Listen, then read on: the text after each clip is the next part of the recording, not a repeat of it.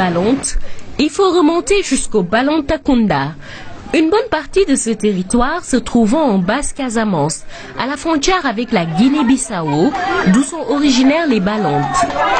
Arrivés au Sénégal, ici en Casamance, ils ont trouvé l'ethnie Benouk. C'est les Benouk qui occupaient cette zone-là, le Balantakunda et le Boudou. Alors, quand ils sont venus, ils seront installés. Le premier village des Balantes, c'est Mankaronko. Mais ils traversent le fleuve pour venir récolter le vin du palmier. C'est ainsi qu'ils se sont installés sur l'autre rive, notamment à Djirédji, dans la région de Sédhiou, où est implantée une forte communauté de Balontes. Le nom de l'ethnie fait référence à leur refus de suivre l'empereur Paul Kolitangela. Les Balontes ont gardé une certaine authenticité, étape déterminante dans la vie d'un membre de la communauté, l'entrée dans le bois sacré, une épreuve cruciale qui nécessite les prières d'une mère.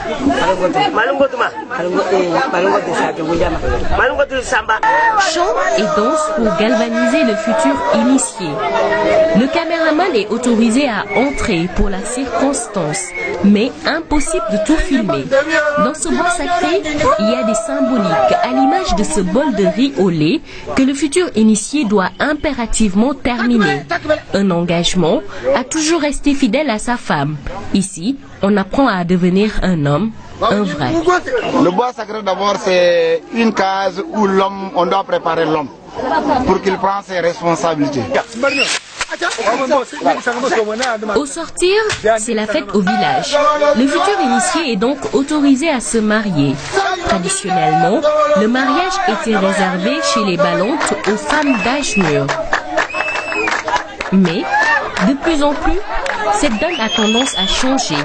En rejoignant la case familiale, des conseils sont prodigués à la mariée. Elle reste dans cette case traditionnelle 3 jours avant de rejoindre son mari.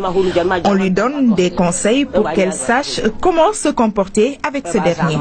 En signe de respect de cet engagement de fidélité pris par son mari dans le bois sacré, la femme mange aussi du riz au lait. De même, sa manière de s'habiller n'est pas fortuite.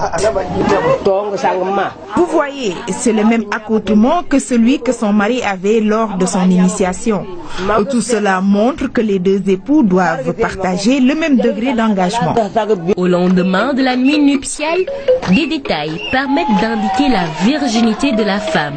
Mais seuls les initiés sont capables de lire cela entre ces feuilles.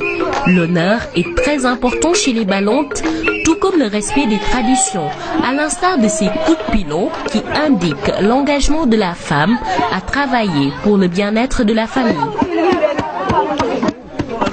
Et s'il arrive que la femme soit stérile, la solution peut venir de la médecine traditionnelle.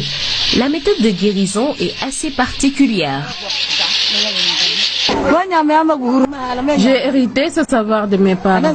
Je ne voulais pas au début m'adonner à cette pratique, mais c'est comme s'il y avait quelque chose qui m'y obligeait. La culture Balonte présente beaucoup de similitudes avec celle des Diola. C'est peut-être dû à la proximité géographique. Le Diola, le passage d'un homme